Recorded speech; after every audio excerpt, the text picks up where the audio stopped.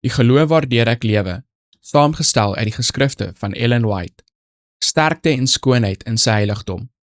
Majesteit en heerlikheid is voor sy aangesig, sterkte en skoonheid in sy heilige plek. Psalm hoofstuk 96 vers 6.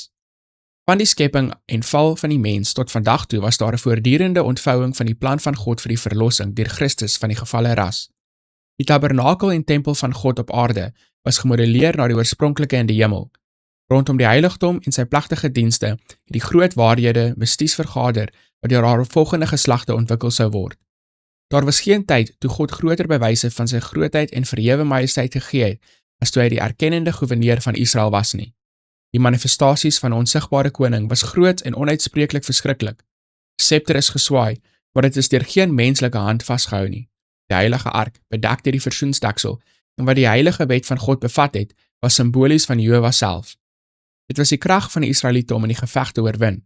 Voor dit is afgode neergegooi, en as haastig daarin gekyk was, het duisende omgekom. Nog nooit in ons wêreld het die Here sulke openlike manifestasies van sy oppergesag gegee, as toe hy alleen die erkende koning van Israel was nie. Die wet van God, vasgelê in die ark, was die groot reël van geregtigheid en oordeel.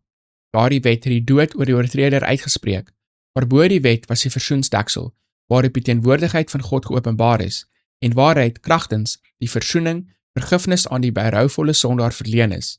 Dus, in die werk van Christus vir ons verlossing, gesimboliseer deur die heiligdomsdiens, kan ons sien dat goedertierenheid en trou ontmoet mekaar, regtigheid en vrede kus mekaar. Psalm hoofstuk 85 vers 10.